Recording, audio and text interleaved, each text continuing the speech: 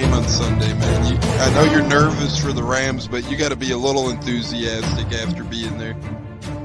Bro, that game atmosphere was ridiculous. The energy, the electricity, that place was rocking. Anyone was there, and a lot of the Super Bucs fans were there too. The Bucs. Tampa Tones. We are joined by Lee Goom tonight, host of the Pat and Aaron Show of WDAE, Pat Donovan. And it sounds like Stunna is bumbling a little bit. Going to put him on mute for a second until that gets a little clear. But we're joined by Pat Donovan. It looks like Stunna's hanging out with Cheech and Chong in a car with the windows up or something over there. It does look like we got a little... No, my camera's broke.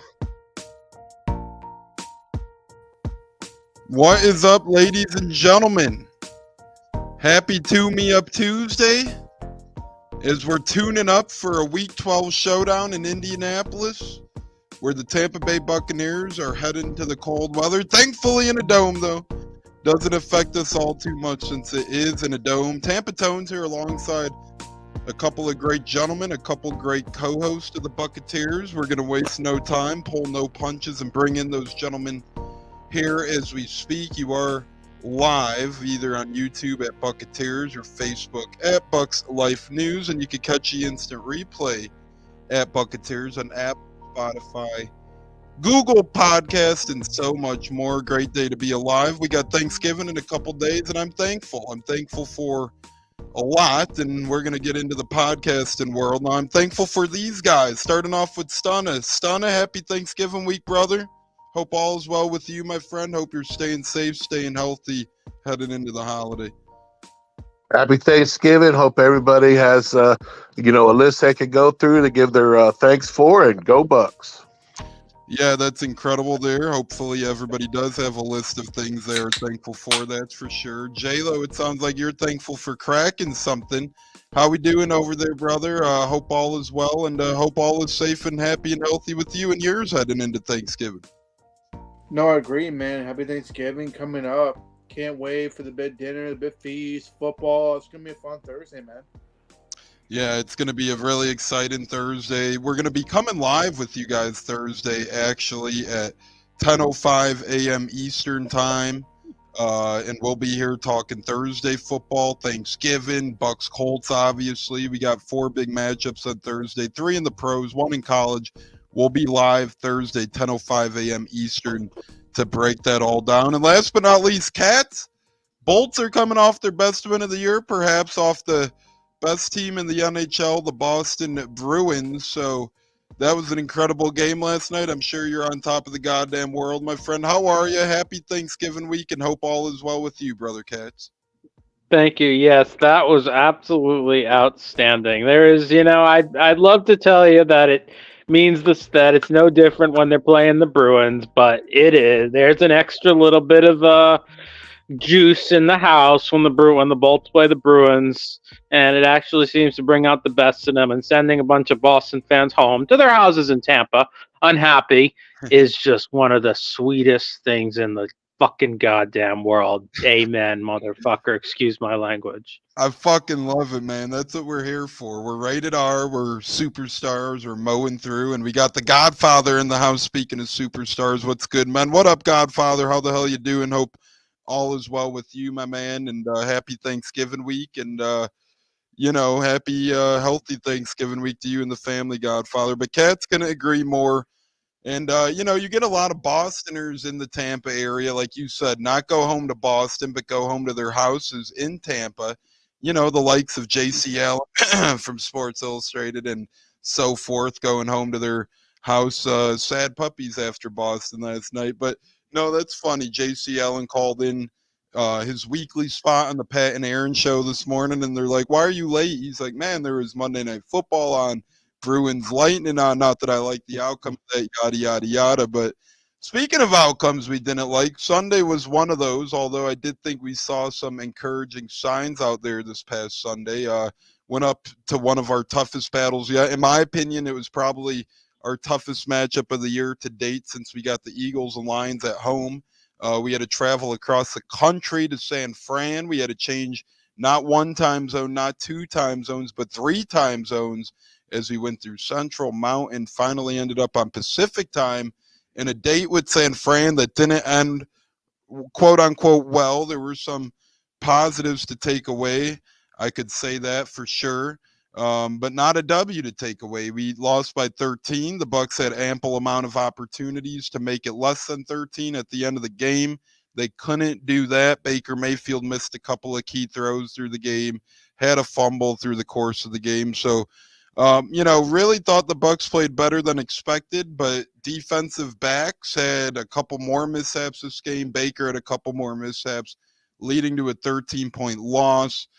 J-Lo, we'll start with you here. What's encouraging from Sunday's loss? What's discouraging from Sunday's loss? And what is the current state of the Bucs, in your opinion, heading into this week's Sunday? Not much has changed for me, although I had us winning against San Fran. I never pick us to lose, but that was an uphill battle. We kind of expected the outcome, and here we are sitting at 4-6, a full game back of the division, and a game and a half back of the 7th seed. Overall, I think the offense showed pretty good, motivation going the next few games.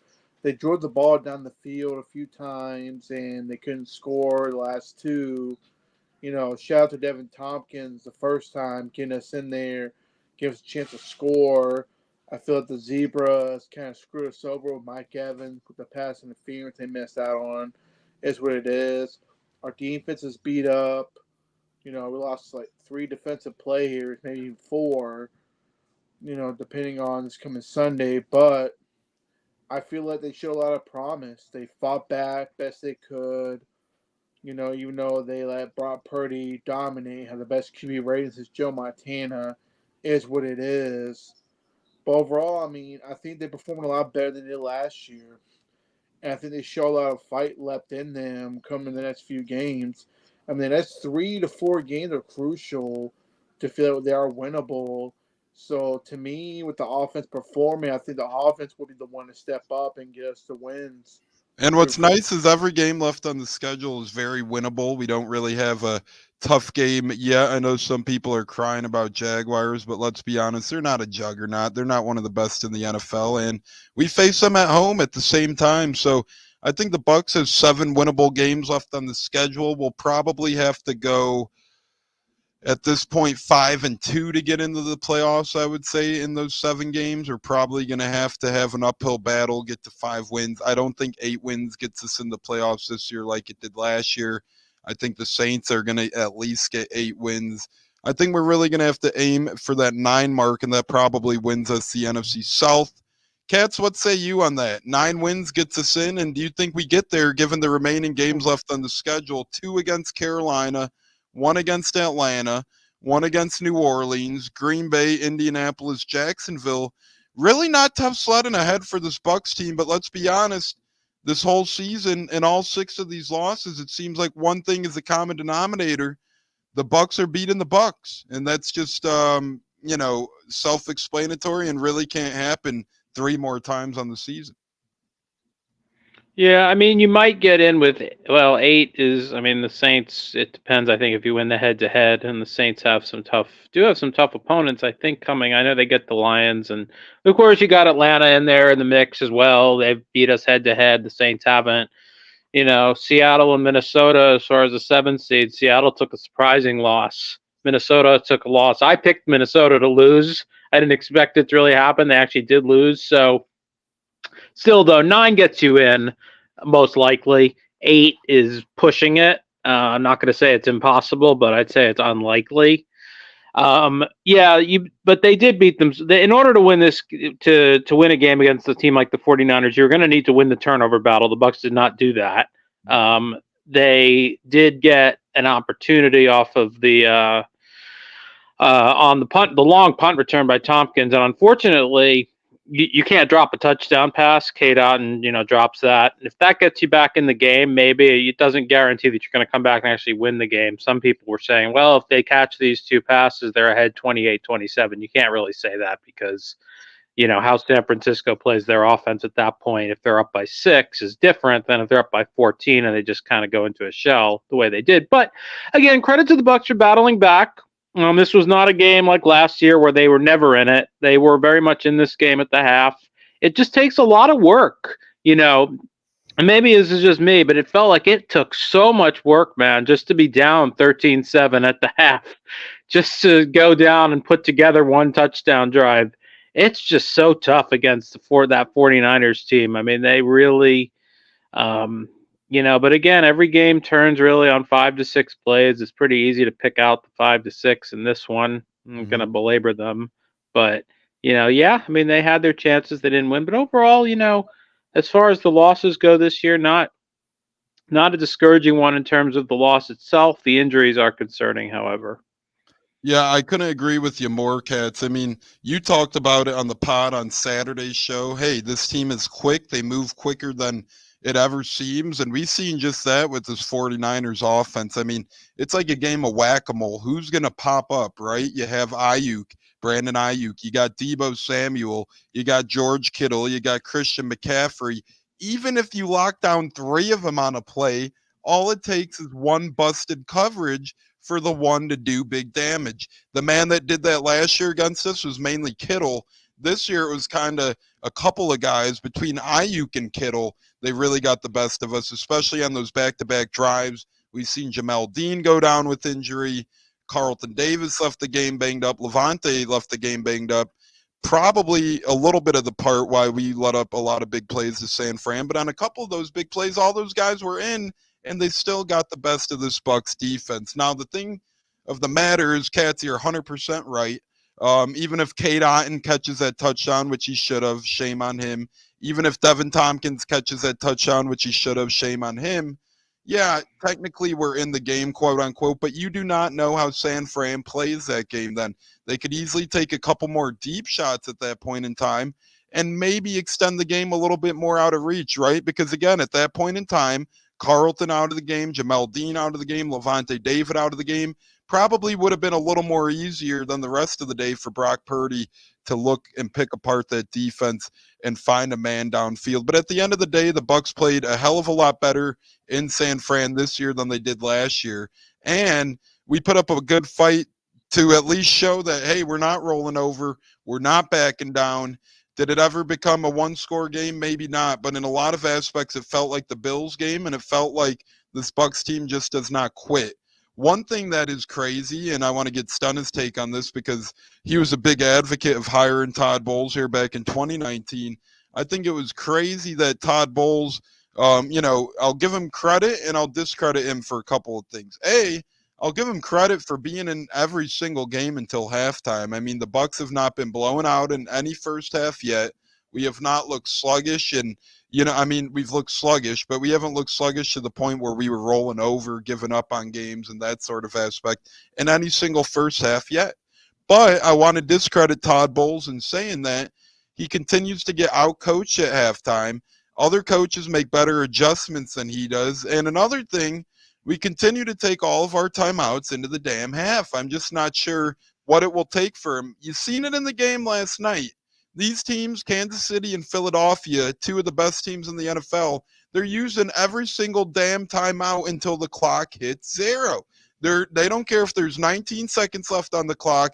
They don't care if there's 25 seconds left on the clock. They're trying to score, whether it's 3, 6, or 7, and that's how you play to win in the NFL. It seems like Todd Bowles plays to lose more so, and really it seems like some of those decisions ends up hindering this team in the long run. As Olivia says, you'll get there for sure, referencing the playoffs. Hey, look, when you look at the schedule, we should win every single one of these games. Again, maybe outside the Jaguars game, but when you look at the Colts, are they scary? No, they don't scare us. We match up very, very well against the Colts. Jonathan Taylor, we'll shut him down. Their pass weapons aren't that scary, but what will happen is Todd Bowles being Todd Bowles, the Bucs being the Bucs, will leave the Colts in this game, and really a game we should win, and that's going to continue to happen through the year. Could the Bucs overcome bad coaching decisions, and could the Bucs overcome self-inflicted wounds? And could the Bucs overcome refs picking up penalties those sort of things to win games down the stretch. If we play our game, we should easily beat the Colts by 10. If we play our game against the Packers, easily win by 10. If we play our game against the Panthers twice, those should both be blowouts and so forth. It's just if the Bucs play our game and if we don't get killed in coaching. Stunna, what say you on all that? I think the clock management is overblown, and I think that we don't have the talent that is going to be successful. I think that we strive to be mid. I look at us to go 7-10, another 10-digit, double-digit loss season, a return to the creamsicle days where we put all them double-digit losses together. But you piggyback that with coaching, right? You piggyback that with coaching, right? Because I know you say talent, but I look around the field and I see a lot of the same fellas that won the Super Bowl for us. I see a lot of Pro Bowl talent out there. I see Mike Evans. I see Chris Godwin.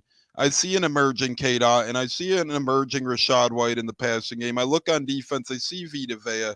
And I see two paid cornerbacks, two seemingly well overpaid corners at this point, in Jamel Dean and Carlton Davis. But nonetheless, the talent seems to be there.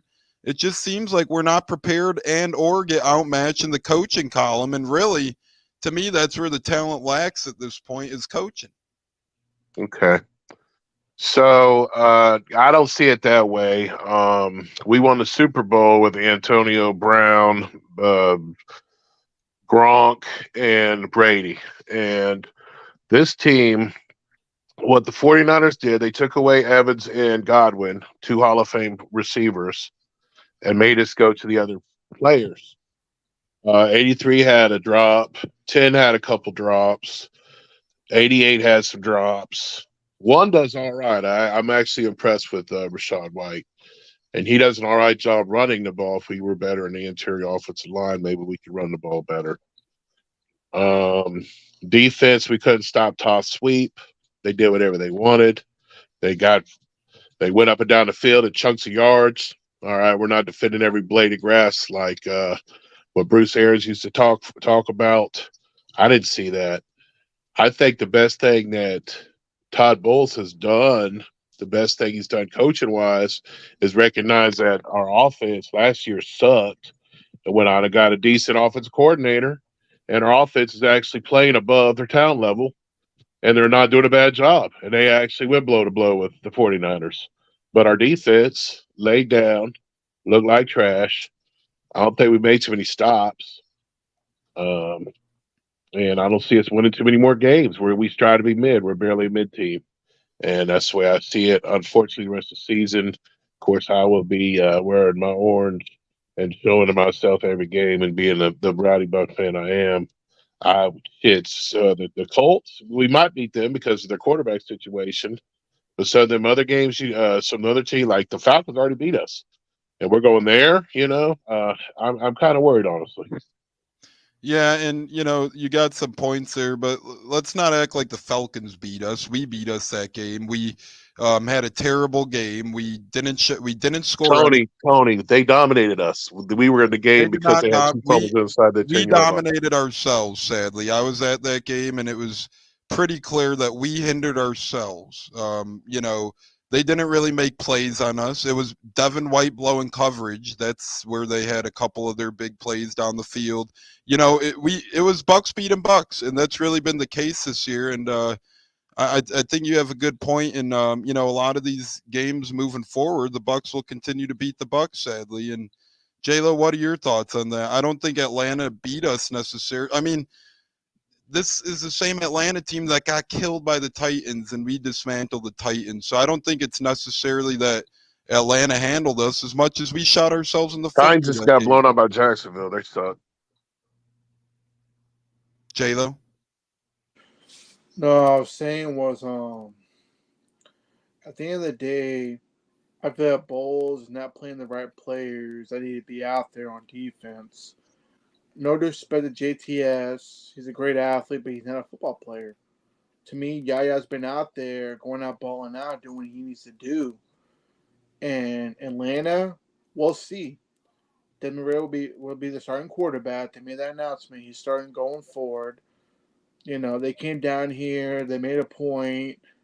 Do I think that they're gonna beat us again? No. I feel like if Bowles waits up and start waiting on injuries to start the right play that belong on the field, we got a good shot at Atlanta. Atlanta came down here, and guess what? They made mistakes, just like we do.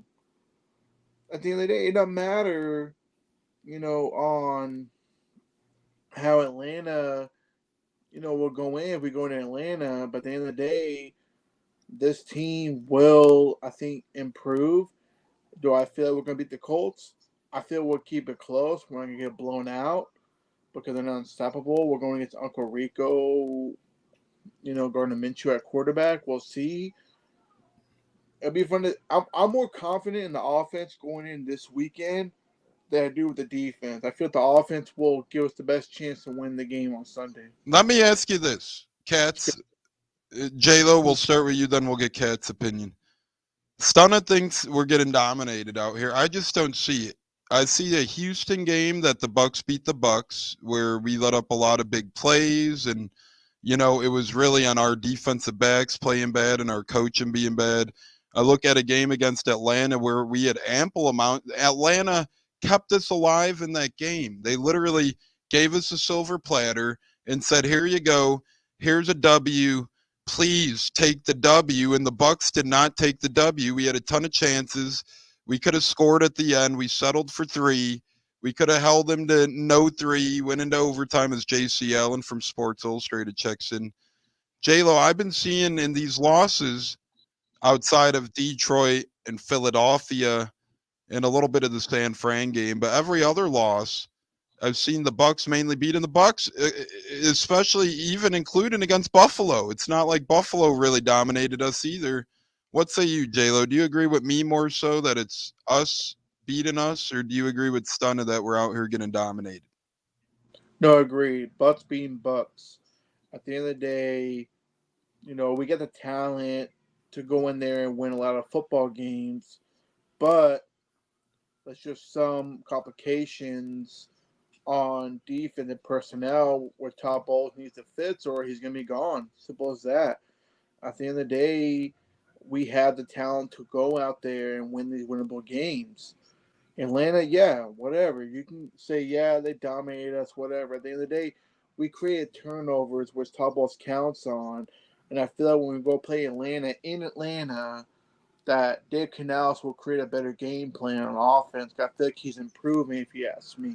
He's improving. I feel like he's getting the offense going. And for us to have a chance to win the game against the 49ers, because we were 0 for 2 the last couple of drives to score and win the game, it is what it is. Not with a better team.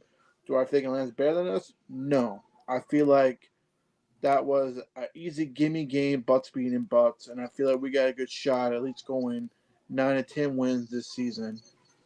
I agree, and same against the Texans. I think that was Bucs beating Bucs as well. Katz, what say you? Do you think the Bucs have been beating the Bucs? I know losses against Detroit and Eagles. Yeah, those might have been a little bit of domination on the other opponent's behalf, but for games like the Falcons and Texans and even sprinkling a little bit of the Niners and Bills games, I feel like it was a lot of self-inflicted wounds, and I feel like if we didn't make a lot of boneheaded decisions and mistakes, we would have been right up in that game. I think we would have been right up in all of those games, and quite frankly, as long as the Bucs don't beat the Bucs this Sunday, even if we do have a handful of injuries, I think we should win the game. I don't think we're going to get dominated again.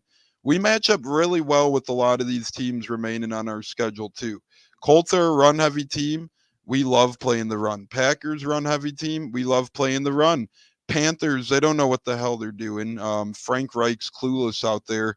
Atlanta, run-heavy team. We love playing the run. Saints, they're a little more pass first, with Kamara out of their backfield. And Jacksonville, they're a little more pass first with Trevor Lawrence and co. But to me, 4 to 5 of the games on the schedule surround run-heavy teams. That bodes well for the Bucs and Cats. I think that the Bucs have good chances if they play clean, crisp football, and that starts with coaching and not beating ourselves and shooting ourselves in the foot. Well, for me, the Atlanta game was the most lifeless performance of the season by the Bucs. Just when you account for their division opponent, I don't think they're a very good team.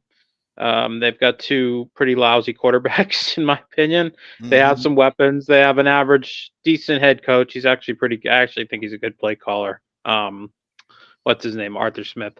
But yeah, I thought that was a lifeless performance, and it's a very unfortunate one. The Texans game was back and forth. I mean, and for an objective viewer, someone watching that who's not a fan of the Bucs, it was quite an entertaining football game. And unfortunately, they left 46 or so seconds too much on the clock, and it was the worst defensive performance maybe in the Todd Bowles in this era. In fact, when you account for who the opponent was, not to disparage C.J. Stroud because he's a hell of a talent, but to allow a rookie and any quarterback, let alone a rookie quarterback, to do that to you is embarrassing.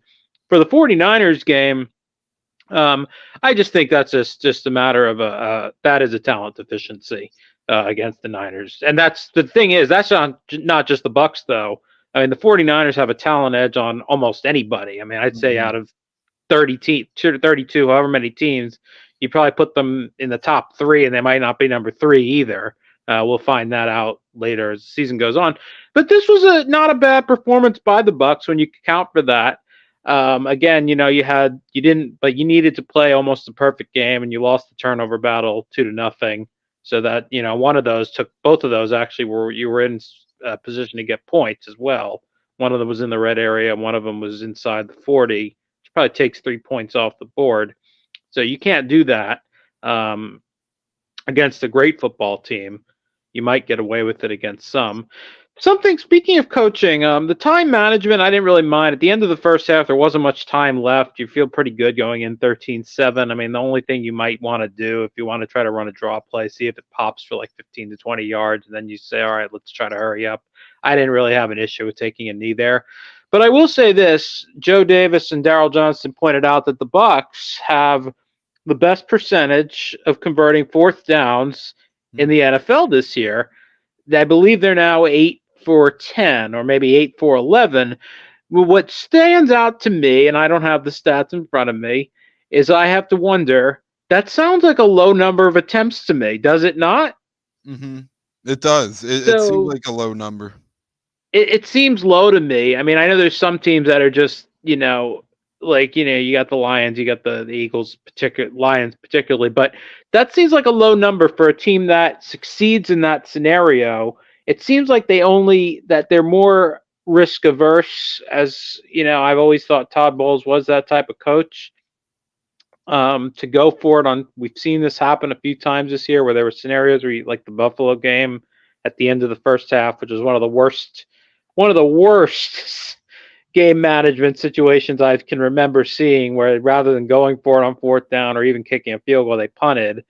So yeah, for me, for a team that's been successful on fourth down, for whatever reason they've been successful on it, they don't go for it enough. I mean, I think the analytics and the fourth down surrender bot and all that stuff, and someone can look it up if they want, would agree with me that their amount of attempts on fourth down is probably one of the lowest in the league. And that's disappointing to me. When you've been successful at doing something, you should try to do it a little more often.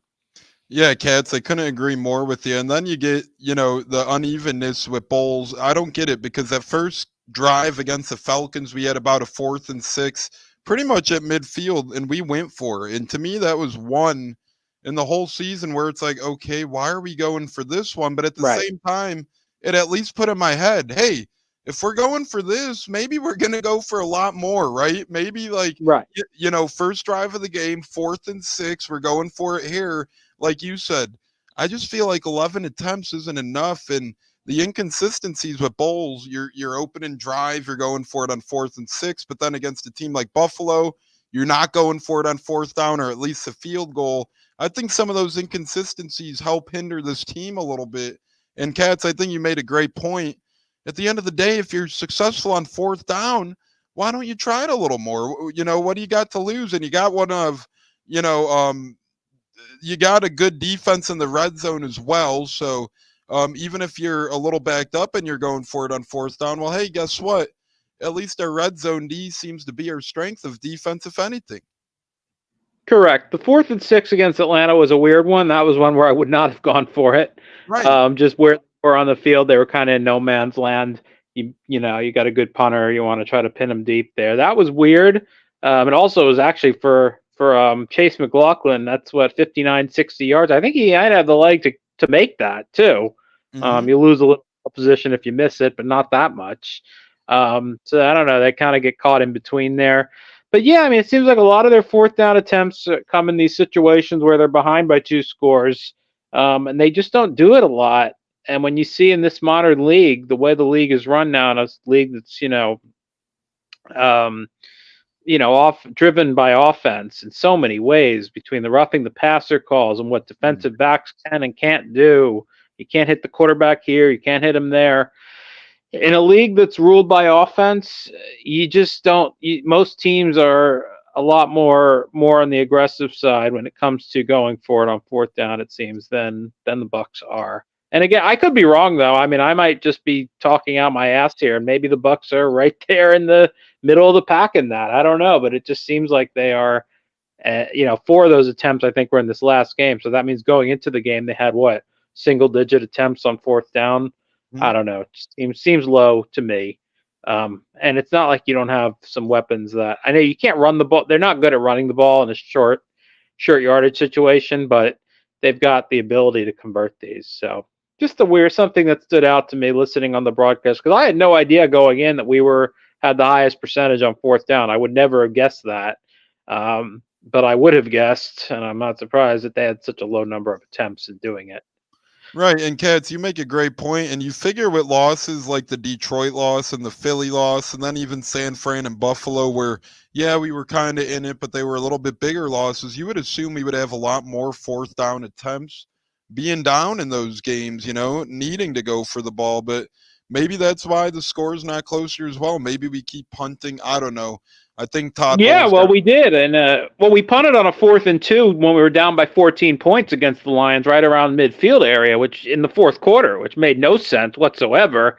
Especially, I mean, teams will say they don't think this way, and maybe they don't.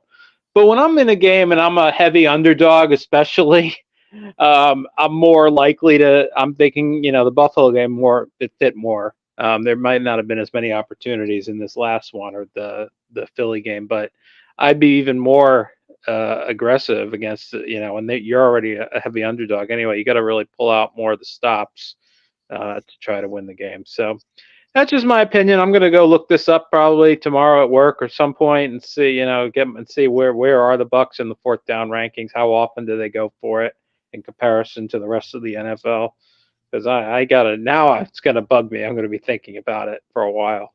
Yeah, we're going to get on that, and we have a pod Thursday, so whether you join us or not, Cats, we'll be sure to share that with us, and we're going to go over it on the Thursday show as well and see what we uncover about the Bucs fourth down and see where they stand around the league. And speaking around the league, there were a couple transactions around the league today, and one of them had to do with our opponent this coming Sunday, the Indianapolis Colts, as they released former All-Pro linebacker Shaq, a.k.a. Darius Leonard.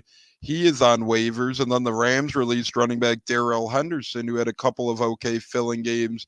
He's on waivers now as well. Stunna, we'll start with you here. If you could pick one of these guys or none of these guys to try and add to the Bucs, would you do it? Would you add linebacker Shaq Leonard? Would you add running back Darrell Henderson? Or would you add neither and let the lay of the land be with our roster? What say you, Stunna? We'll start with you. I'd like to bring a running back in.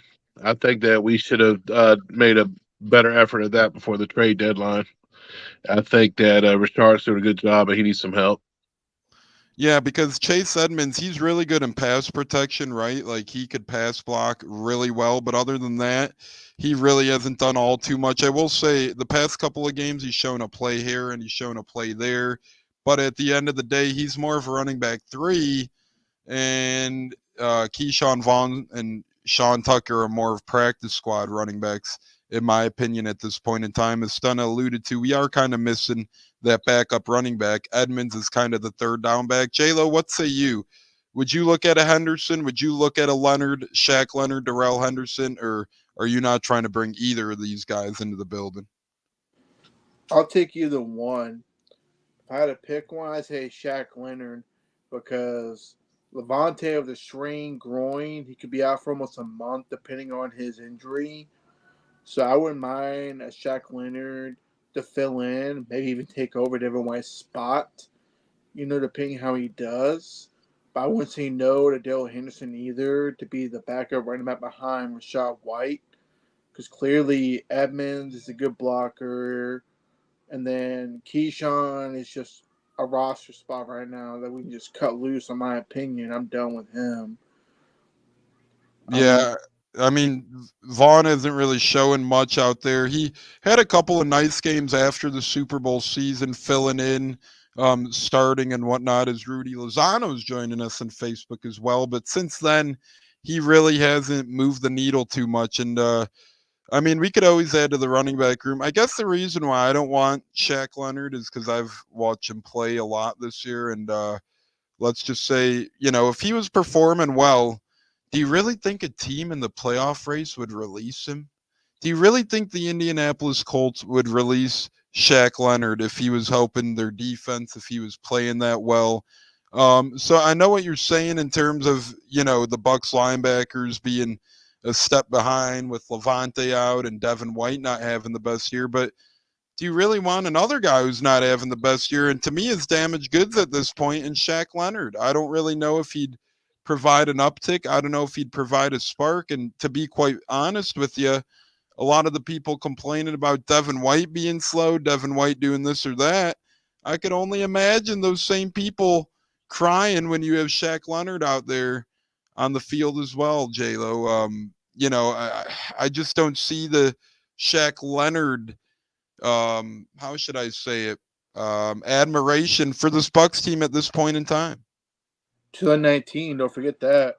He had 2 pits on us, 2019. I was That there was also live. sadly 4 years ago and 2 surgeries ago, right? Correct. I mean, But you don't are. get me wrong, he was a hell of a player, one of the best players in defense. I think he was even defensive player of the year one year, or at least a specialist for defensive player of the year one year. But we see this league holds no mercy. We see what surgeries do to you. And let's be honest, ever since his surgery, he pretty much was out the whole year last year. And this year, I mean, he pretty much got benched for, a couple of unnotable linebackers in Indianapolis. And then when he's ready to play, they pretty much say we don't see you anymore. Not saying he wouldn't be a quote-unquote good ad, but all the red flags are there. To me, there's a reason why he's a free agent. Agreed. No, agreed. I can't argue with that. But at the same time, though, to me, he's an experienced linebacker. Maybe not the same he used to be 4 years ago. But would you really want to go into the next 2 or 3 weeks? Because Levante is going to be out for a while with that strained quad. That's something that doesn't heal overnight. Would you rather I'd go? rather evaluate Servatier. Okay, fair enough. No. Stunner, I agree. Sebastian, let's see what he does. And I'm excited for him. But, however, hear me out. I'm not saying to start Shaq over Sebastian, but if he's a free agent and he has interest to come be a Buck, if he does have interest on the right price, bring him on for the first 2 weeks. Go Sebastian and Devin. And if Devin's not performing, Tom Bowles needs to realize that Devin's just not the guy. So why not throw in a guy who gives a better chance to win and go with the guy who you are considering your son, you're close to? I think that Devin White will not be a Buck next year. I guarantee it. Katz, what say you? Do you want to look at either of these guys? Are you at J-Lo where you look at Shaq Leonard? Are you at Stunna where you look at Darrell Henderson? Or are you kind of saying, hey, I'm okay on both of these guys? There's a reason why both are available. Well, I mean, with Leonard, I didn't realize. I thought Levante has a strained groin, and he might even be good to go this week, or that he wouldn't be out very long. So I'm hearing. I did not know that he is that for sure now that he's going to be out a month. Is that? Do we know that for certain? I don't think it's for certain, but I think a lot of people are assuming he'll be out at least 2 to 3 weeks. Well, I'm saying Jenna Lane reported that it was a possible strained groin. He's pretty close with the team. With a strained groin, it takes a little bit longer than 2 to 3 weeks, in my opinion. Well, even so, I don't think Shaq Leonard at this point, for starters, if he doesn't, you have to wait for him to clear waivers. So otherwise, the team that signs him owes him $6 million. I heard, and the Bucs are not going to do that for a guy that another team didn't want. So I would pass on him. No disrespect to him because he's had a hell of a career, even if he's not what he used to be. I would pass on him. As for Darrell Henderson, I wouldn't mind that because, like you said, the Bucs kind of have a running back 1, and then they don't have a running back 2. They've got a running back 3.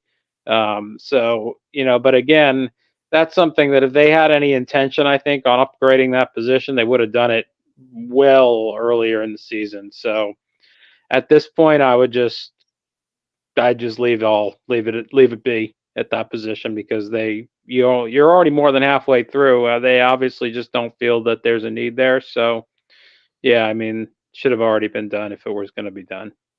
And they had the chance to do so. Yes, don't you think that running back would be the easiest position to transition into? Yes, I do, and I'd have no issue if they were to sign him. I just feel like looking at it from their point of view, to me, they've got to be thinking that it's not something that they need to add to, or I think they would have done it already. Unless over the last what has it been since the deadline? A month maybe, month and a half since the deadline. They said, "Ooh, you know what? We should have added. We needed to upgrade that position. We didn't do it. Now we have an opportunity to bring someone else in and see what they have." Then yeah, absolutely, and I have no issue with them doing it.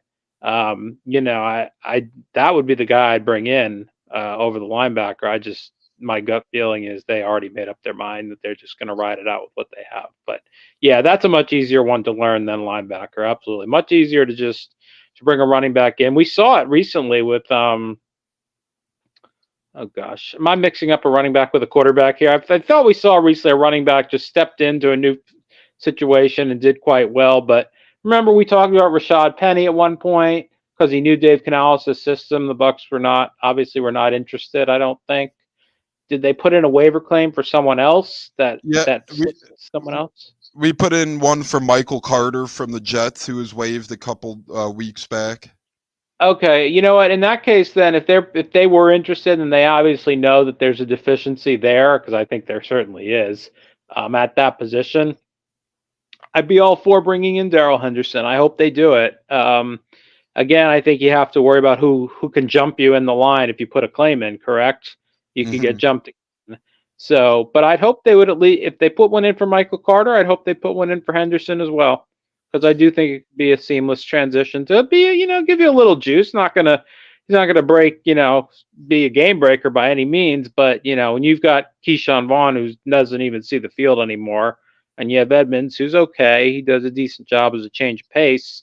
You might be able to get someone in there that can give you a little more, give Rachaad White a little bit more of a blow, give Chase Edmonds, use him in a more suitable situation as a true third down back, just a change of pace guy. I'd hope they put in a claim for him. I guess we'll see what happens. But if between the two, if I were to choose one, that's who I would go with. Yeah, and we have seen veteran running backs change places mid-season, a couple this year, including Henderson himself joining the Rams again, having a little success, and Royce Freeman hopping on with the Rams, having a little bit success. Veteran running backs seem to be able to jump into the fold a little bit quicker. I guess, Katz, you did make a good original point as well by saying, hey, the Bucs had the opportunity to add to the running back room. They didn't. Darrell Henderson was a free agent for a lot of the season himself, and the Bucs didn't pursue him. But as Kat said too, things might have changed over the past couple of weeks. They did put a claim in for Michael Carter.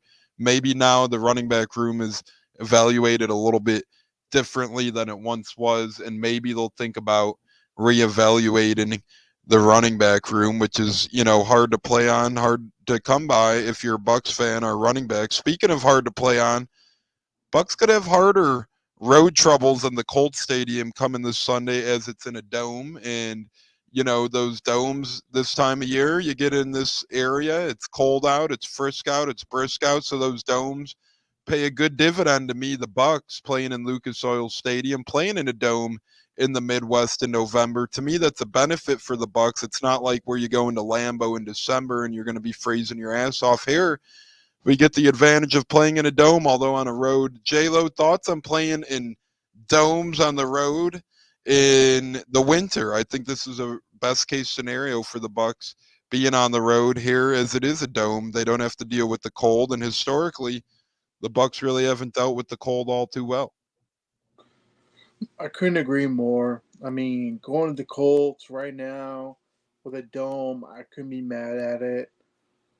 You know, it's going to be fun to watch, to see how this defense will play without possibly three of their defensive starters.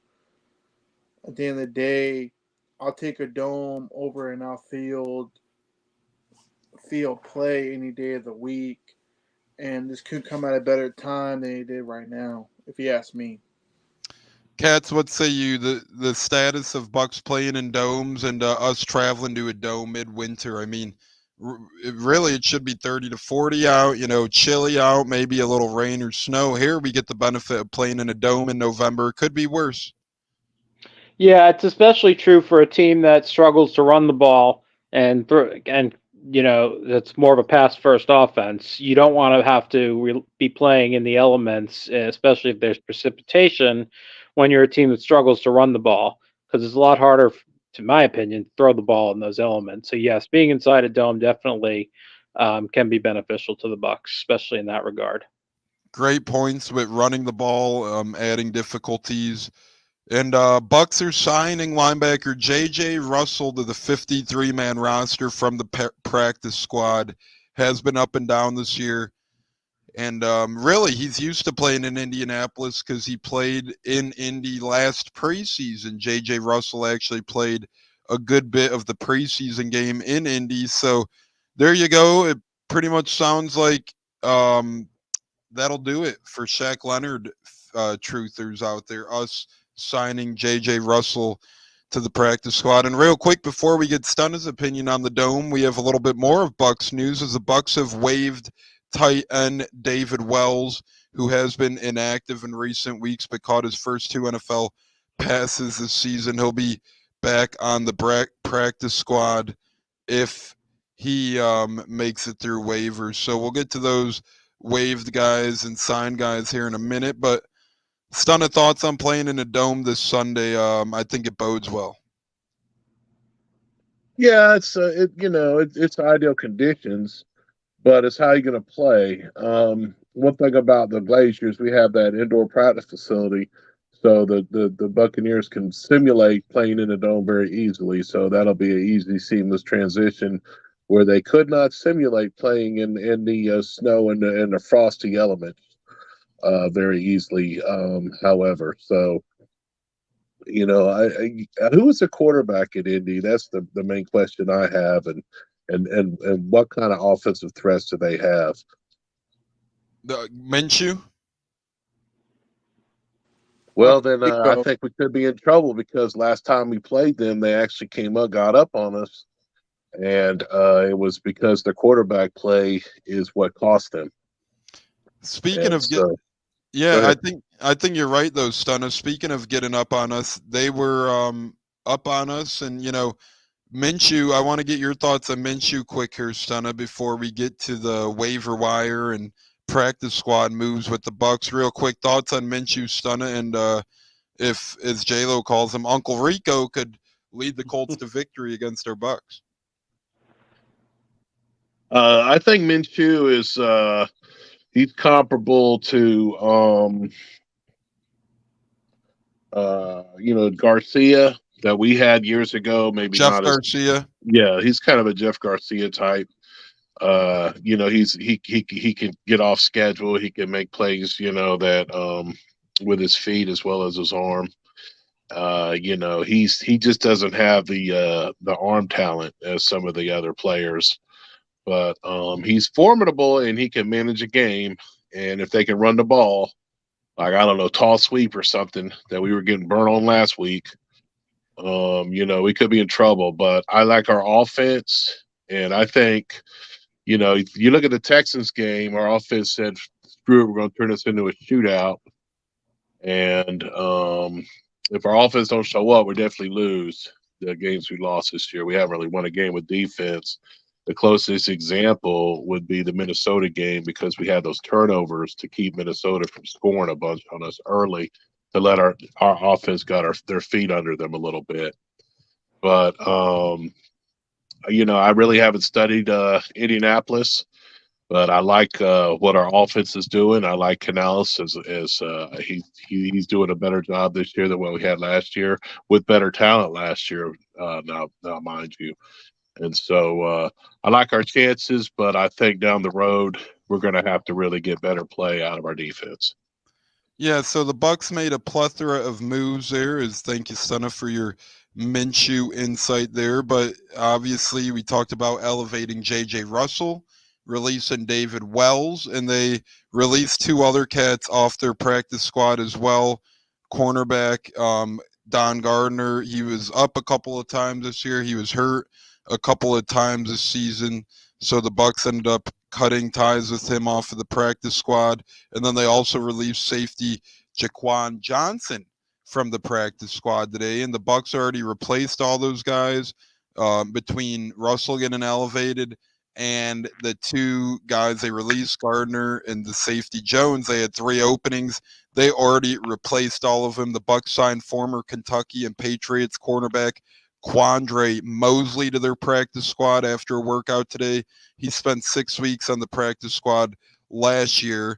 And then the Bucs are signing former Seattle and Patriots receiver Rayleigh Webb to their practice squad. Special teams ace was just with the Dolphins, 2 tackles in 12 games as a rookie last season. And then last but not least, this one intrigues me the most. Bucs are also signing former Seahawks linebacker Levi Jones to their practice squad. Made his NFL debut against the Bucs in Munich last year. Strong NFL family. Dad was Robert, who won 3 Super Bowls, and brother is Zay Jones, a current Jacksonville Jaguars wide receiver. So, J-Lo, we'll go to you with those moves. Any of those practice squad signees or J.J. Russell call-up, David Wells release, anything get you? No, I mean just more bodies on the field. More depth. I feel like obviously David Wells played his way out of it when Cade Otton, and then now we're seeing Payne Durham in at tight end stepping up, making either blocking or making somewhat catches of plays. Who I like a lot. You already knew that. So at the end of the day, I mean more depth. We'll see what happens. Yeah, we'll see what happens for sure. Practice squad guys might not get into the field much, but who knows? These are some guys with experience. All of them do bring that, and Mosley was a former Buck himself, so you never know if they could get on the field. Pop strikes in. Bucs have been beating themselves this year when they lose. Perfect case against Atlanta. That's kind of what J-Lo and I were saying too. A lot of the games that were low-hanging fruit, it was Bucs beating the Bucs. But speaking of familiarity and all that stuff, since the 2019 season, the Bucs and Colts are very, very familiar with each other for being way opposite divisions and conferences. You got an AFC team, you got an NFC team, but since the NFL expanded to 17 games, the Bucs and Colts have encountered each other quite a lot. In 2019, the Colts played in Tampa. In 2021, the Bucs played in Indianapolis. In 2022, the Bucs played in Indianapolis for preseason. Now in 2023, the Bucs travel to Indianapolis again. So for the past 5 football season, the Bucs and Colts have either played a regular preseason game, and B, for the 3rd straight season, the Bucs find themselves on the road against Indianapolis, whether it's preseason or regular season. Katz, I want to get your thoughts and takes on that. Familiarity with the Colts. I know it's a revolving door year after year. Colts and Bucs both have new coaches over that span, but 4 out of 5 years, regardless of regular preseason, that's a lot of games against each other, Cats, for being AFC and NFC counterparts. That is surprising. You don't see that very often, but you probably will see it more often now with the expansion of the schedule, the way the schedule is divvied up now with that 17th game. And what's really interesting to me, if I'm not mistaken here, is that in these now, this being the 3rd regular season meeting, each team will be starting their third different quarterback, because I believe it was Jameis, it was Brady, and now it's Baker for us. And for them, it was Jacoby Brisket. I have to call him that. I've always called him that. It was Carson Wentz, and now it's Gardner Minshew. So to me, that's what's funny is that in how many years is that? 19, 20, 22, 3. There's 5 years, 3 different quarterbacks for both teams. Of course, we had the GOAT in there, thankfully. And they've had some guys, basically. So that's what's really funny to me about it. And the Bucs have won the prior two, though, which both were actually quite entertaining games, as I remember. I believe, I don't think they were the same exact score, but I think they were. We had a 38-31, and I think we have a 38-30. Was it a 35-31? I don't remember the score of the one here. That sounds about right in 2019. 38-35 at the house. Was it 30? Okay. Oh, yeah. Yeah, I remember that. Yeah. Okay. That's right. I remember why I said that score. I was like, oh, well, there it is. That dreaded score again. But what was crazy about that game, as I remember it, was usually when you turn the ball over, I think we turned it over 4 times in that game. Usually that's not the recipe to win, but the Bucs managed to win it anyway. And then, of course, the game in Indy was memorable because Leonard Fournette just ran over the Colts in that game. Including the game-winning touchdown. They were able to force Carson Wentz into at least one, if not, I believe they were able to create at least a couple turnovers, most notably Antoine Winfield Jr., I recall, basically mossing Michael Pittman Jr. On that interception. That was an incredible play. And if you're going to win, as I always say, and especially, against a decent Colts team, not a great team by any means, but they are coming off a bye, you're going to have to create some turnovers. I think Gardner Minshew has been a little, I could be wrong here. I could be, because I haven't really watched them much. Has he not thrown his share of picks this year, at least? Yeah, he's fumbled or thrown his fair share of picks between the two. Yeah, so what you're going to need, and this has proven difficult for us, is when he's going to give you a couple chances, most likely, and this is totally the opposite of when you play Brock Purdy, who rarely seems to make any mistakes. But he's going to give you some chances to pick the ball off. You better catch him. I don't see enough of that from our defensive backs. It's been an issue all season. I think it's always been an issue. I don't know if Carlton or Jamel Dean are going to play, but whoever is playing, when he gives you those opportunities to pick the ball off and turn the field around, set up your offense potentially, you need to take advantage of that. Yeah, I couldn't agree with you more, Cats, as Bucs Nation says. What up, you guys? Lenny ran for 4 TDs that game. I remember being at that game, man. Lenny running that last long run, it was like do-do-do-do-do. The man was a stud, and he was really a huge part of the Bucs back then. And even pregame, Lenny was throwing the football into the fans with us. And then I was there in 2019. I was actually at all 3. I was at 2022 preseason in Indy, 2021 regular season in Indy, 2019 regular season in Tampa. So I've seen this front and center for 3 out of 4 years now, and I'll be there again this Sunday. So very interesting. I remember in the 2019 game, Ryan Griffin actually got his first NFL pass attempts that game. Jameis left the game a little bit injured. I remember Chris Godwin tore his ligament that game as well, and Brashad Perriman really came in. Or was that Mike Evans? Mike Evans pulled his hammy. He was done for the year.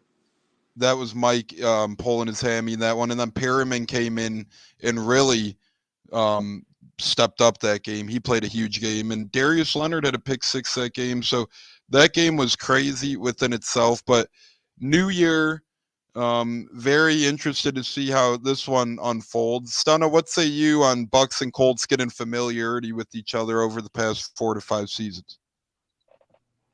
I mean, I love it, but you got to play each and every week, and it comes down to the matchups.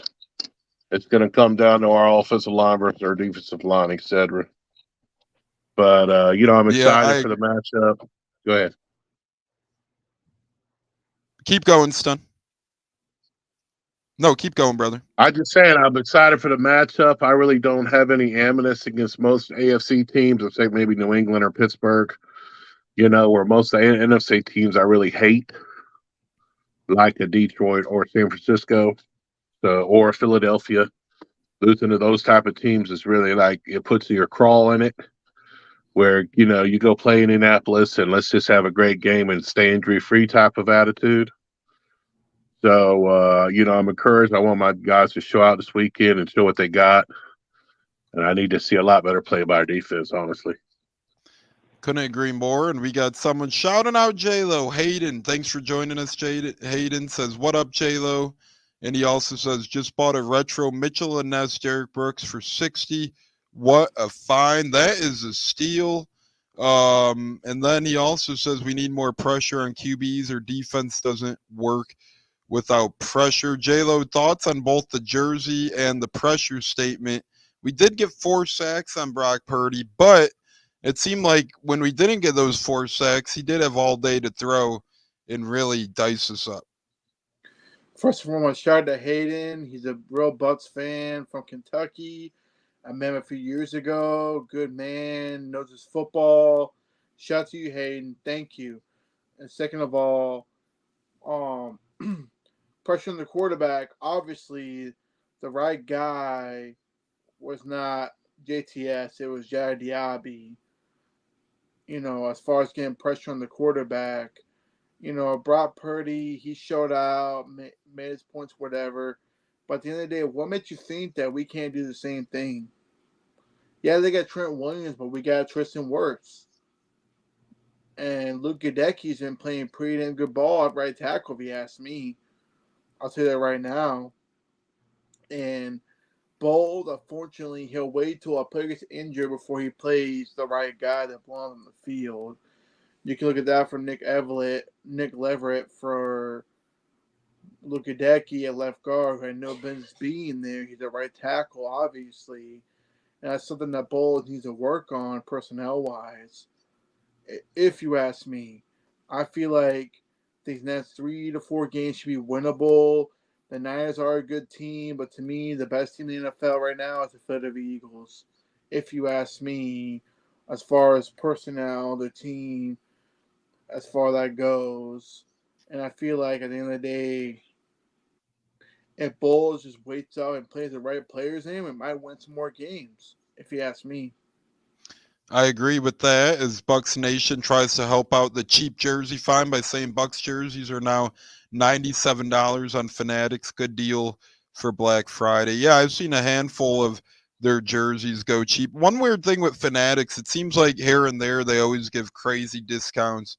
And then sometimes, it's $129.99 to buy a jersey. But I could have sworn in the past couple of months they've been $97 here and there, even lower some players.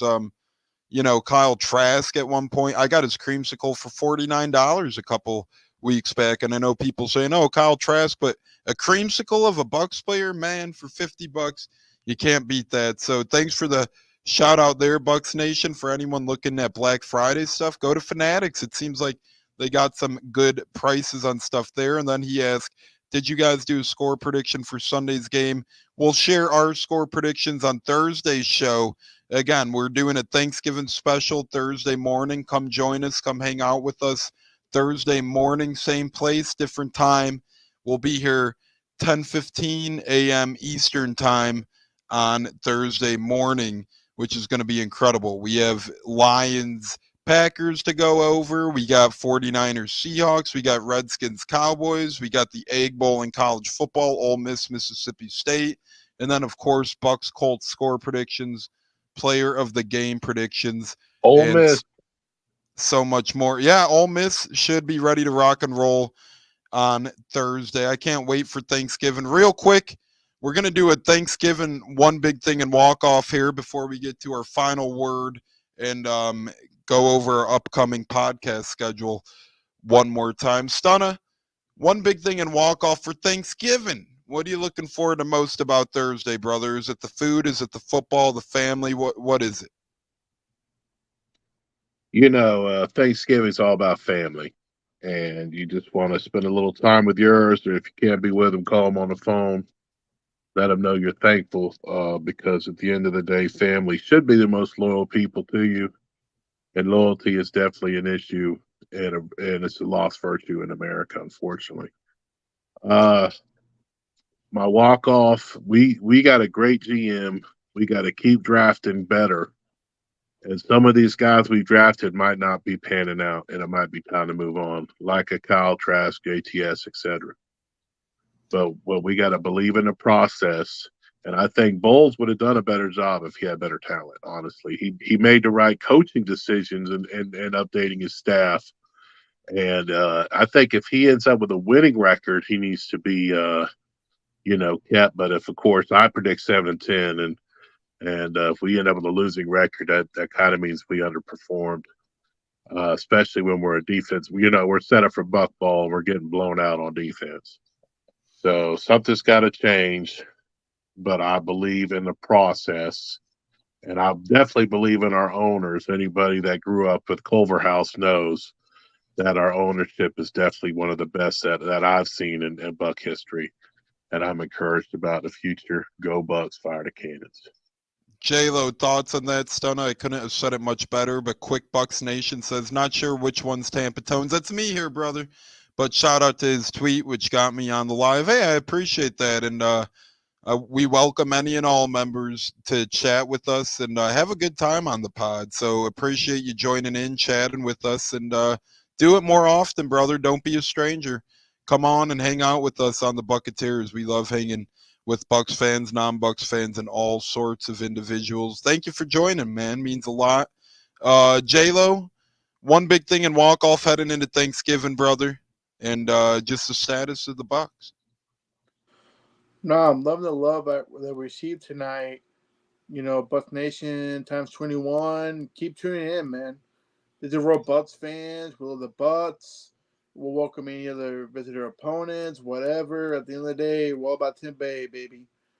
And like I said, we went through the hardest team with the Niners, Eagles, and Lions. Now we're on to winnable games where we'll see a lot of production. To me, more of the offense than the defense, if you ask me. Yeah, I agree with you, J-Lo. I couldn't agree more with you.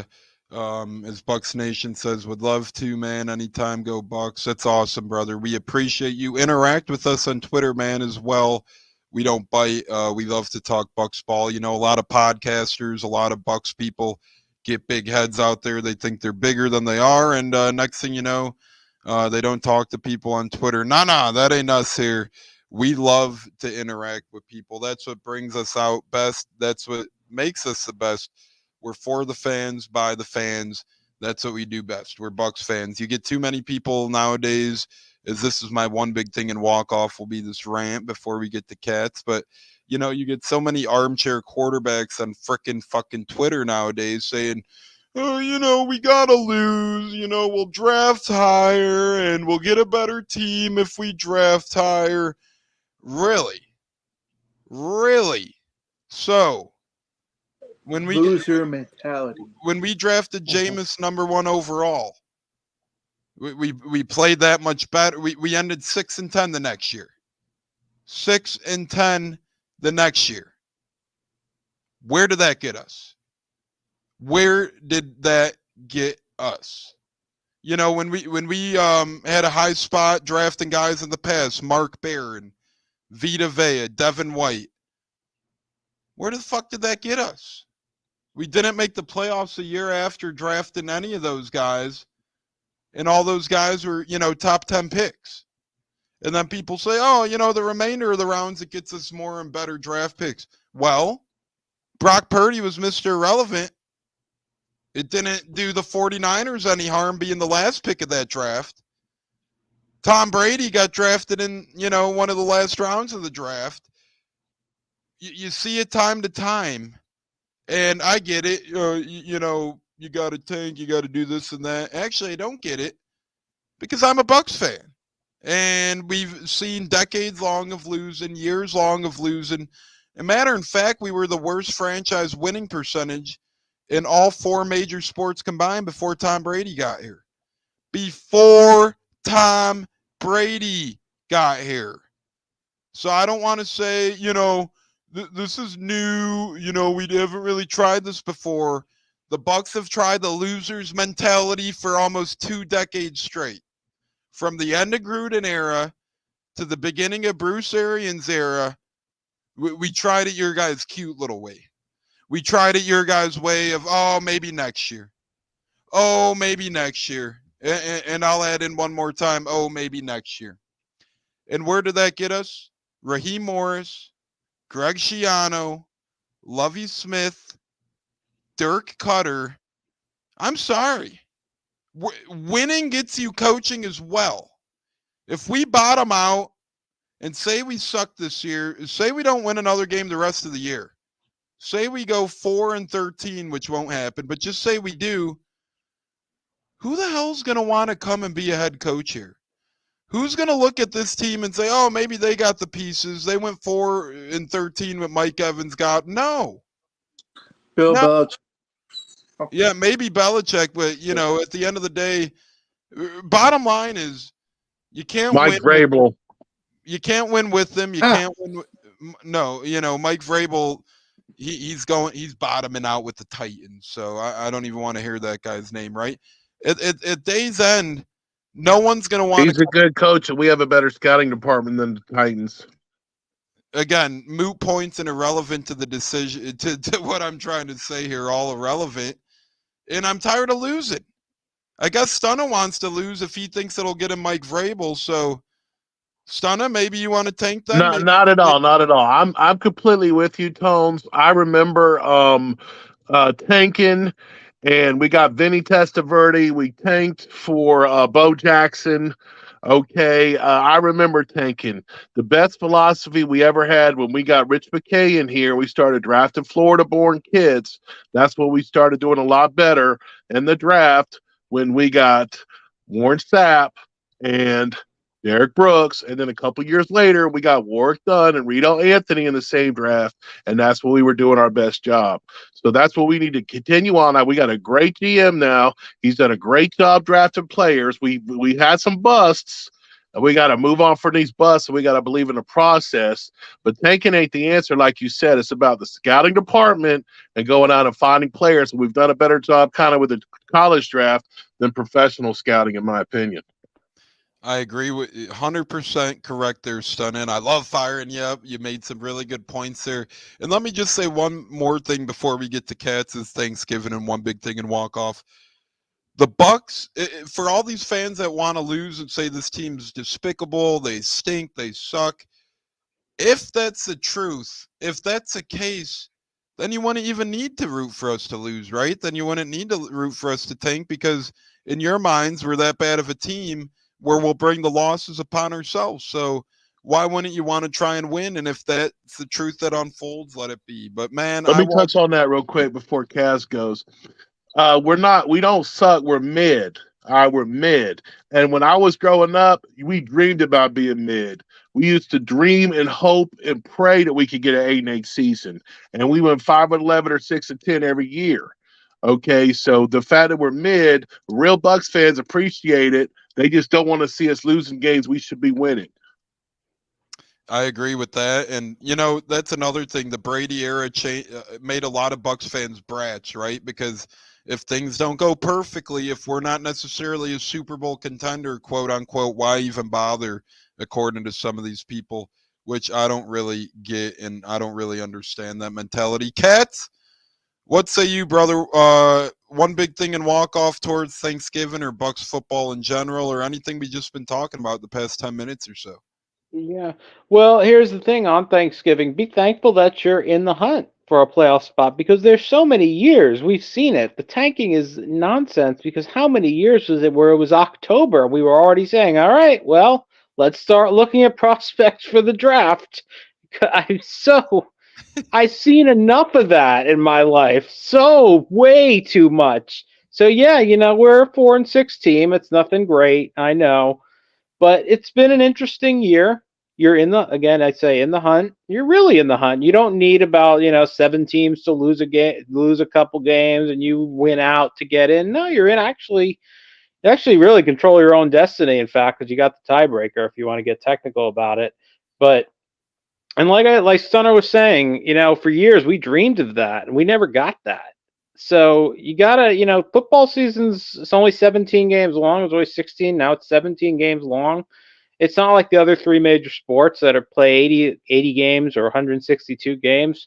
So you got to cherish that. When you get that opportunity, your team plays but once a week, and you're in that playoff hunt, you cherish that opportunity to get in the tournament. And if you get in, your odds are still going to obviously be stacked against a team like the Bucs. Anything is possible. You enjoy playoff games when they come because the average team makes the playoffs 37.5% of the time, I was told. I don't know if that's right. I'll have to check the math. But bottom line is, people who want to see the team lose, I really have no use for that nonsense. I mean, it's not like you're going to get that there's a can't miss. Maybe there's one can't miss guy in the draft, and those are so few and far between. There's no Peyton Manning out there. So yeah, be thankful for the Bucs being in the hunt. A win would be huge this week. Would be a great way to cap a good Thanksgiving weekend. Hopefully everyone enjoys it, whether they're with their families, their friends, whomever. Hopefully they enjoy good food. Enjoy Black Friday. Enjoy the relaxation if you're off from work like I am. And yeah, that's all I got to say. Go Bucs. Katz, I think you hit the nail on the head there.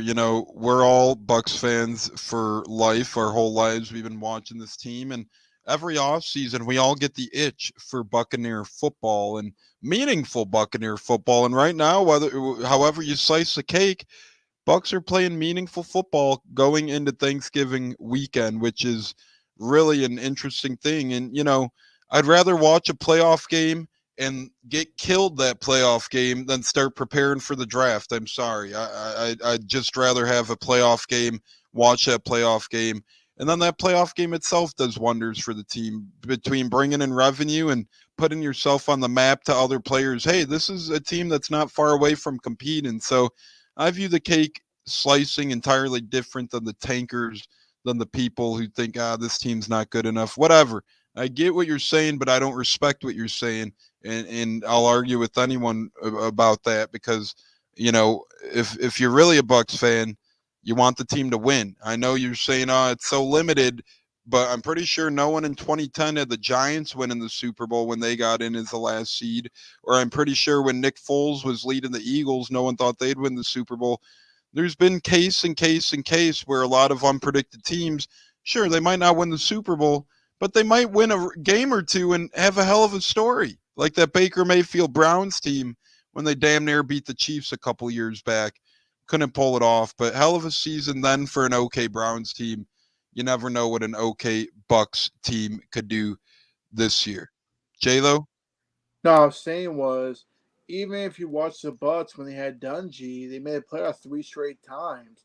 The last 2 seasons of his, coaching career in Tampa Bay, they were 9-7. So all it takes is, if you really about winning in a franchise, you want to win, no matter who the coach is, whatever. I'm not saying Bowles is a Super Bowl winning coach, but he has the experience prepare like he did for Kansas City in the Super Bowl in 2020. He prepared that. So I understand, yeah, it's a love-hate relationship with Todd Bowles. You know what I mean? Like, even I have made comments about firing him. But there's still so much football left. Let's see what he's got. Let's see what Dave Cannell's got. They might surprise us. Maybe they might go on a run, or maybe they might suck. But at the end of the day, if you're a real Bucs fan, you don't want your team to lose. You want to win the game. Especially if you're a real fan of football for your team, you want to win the game no matter what costs. So you can go and say, oh, let's tank, whatever. At the end of the day, I'm a real fan. I want to see my team win. Whether it's Bowles, Cutter, whoever is the head coach. You play to win the game, and if you win, you win. If you lose, then we can look forward to that in the offseason. But right now, we're in prime position to take another division win, host a playoff game. Maybe might surprise people and win the playoff game. You never know. But at the end of the day, if you're a real football fan or a Bucs fan, you don't want your team to lose, no matter who the coach, who's calling the shots. You want your team to win. And if you want to tank, by all means, you're not a real fan of me. That's all I got to say about that.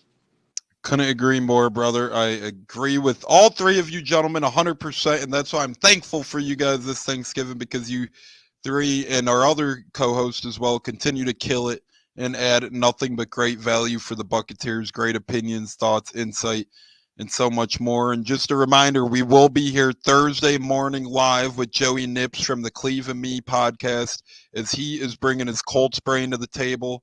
He's going to be joining the Buccaneers. That will be 10:05 or 10:15 a.m. Eastern on Thursday.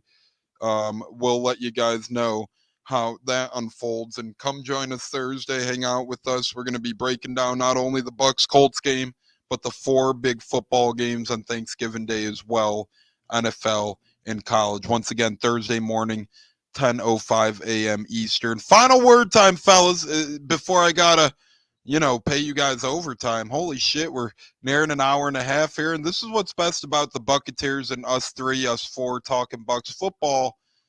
It seems like it's been 5 minutes, and here we are at an hour and a half. Pretty crazy when you get talking the thing you love with the people you love. Time just fucking flies and mows on. Katz, we'll start with you. Final word, brother. Thanks again for joining this Tuesday, and great victory Tuesday for the Lightning. Yeah, thanks for having me. As always, it's a pleasure. Great win for the Lightning. Hopefully they can build on that, and hopefully the Buccaneers can go ahead and get themselves right back on the winning track this Sunday as well. And again, I'm saying it ahead of time, but again, I wish everybody a happy, healthy, and most importantly, a safe Thanksgiving. Yeah, and Katz, we are going to be making Christmas and Hanukkah Buccaneer style T-shirts this year. All the co-hosts will get both the Christmas and Hanukkah one, regardless of what great holiday we celebrate. But Katz and company, J-Lo Stunna, be on the lookout for a chat later, because I'm going to get some feedback from you guys on what we should maybe put into those shirts, what color scheme, all that fun stuff. So if you're listening around the beginning of Hanukkah, around the beginning of Christmas, we're going to be giving away some great Buccaneers T-shirts and some great fan packs. We got some great memorabilia to give away, Mike Elstock coins and all that stuff. And really, the month of December, the Buccaneers is going to be doing a lot of giving. Let me tell you that, between T-shirts, giveaway contest, and so much more. But Katz and Co., Bucs Nation says, could I get one for free? They're all going to be for free. They're all going to be given away for free. So just make sure you keep up with our pod. You keep up with us on Instagram, Twitter, and all that stuff.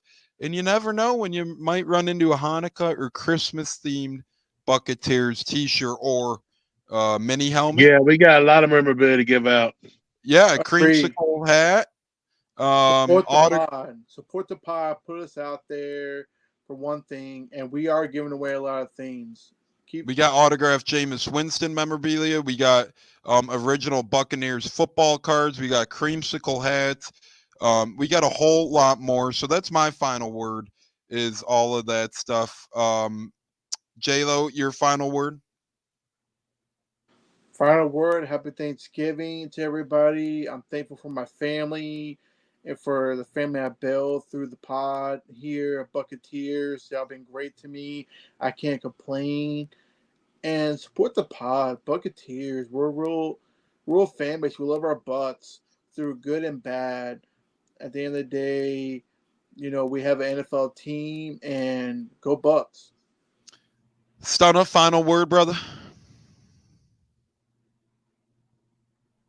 I want to see how many red jerseys are in that stadium this weekend. Who's going to represent? How are the Bucs going to finish? Are the real Buccaneer fans going to step up? Are we going to fire some dang cannons and win some games down the stretch? Go Bucs.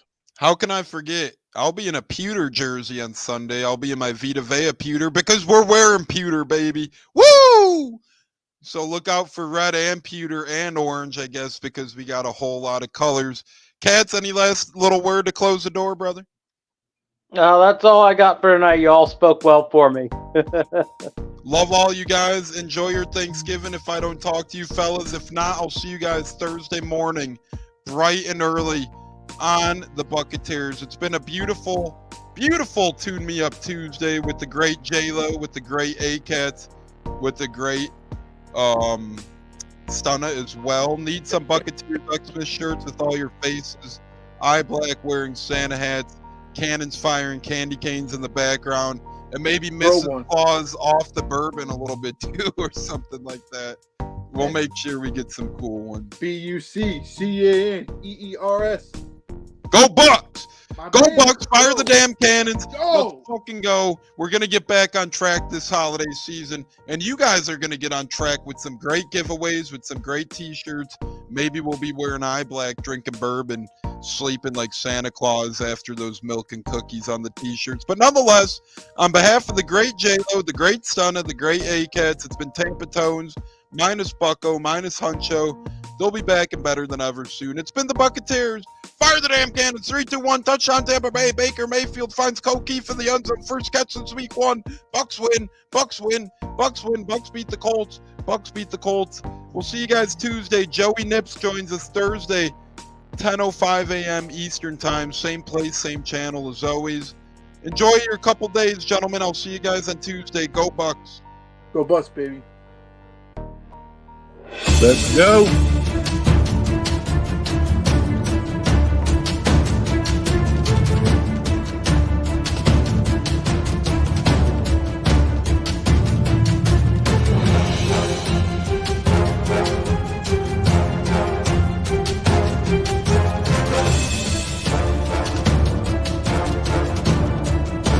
Game on Sunday, man. I know you're nervous for the Rams, but you got to be a little enthusiastic after being there. Bro, that game atmosphere was ridiculous. The energy, the electricity. That place was rocking. Anyone was there, and a lot of the Super Buck fans were there too. The Bug. Tampa Tones. We are joined by lead goon tonight, host of the Pat and Aaron Show of WDAE, Pat Donovan. And it sounds like Stunna is bumbling a little bit. Going to put him on mute for a second until that gets a little cleared. But we're joined by Pat It looks like Donovan. Stunna's hanging out with Cheech and Chong in a car with the windows up or something over there. It does look like we got a little. No, my camera's broke.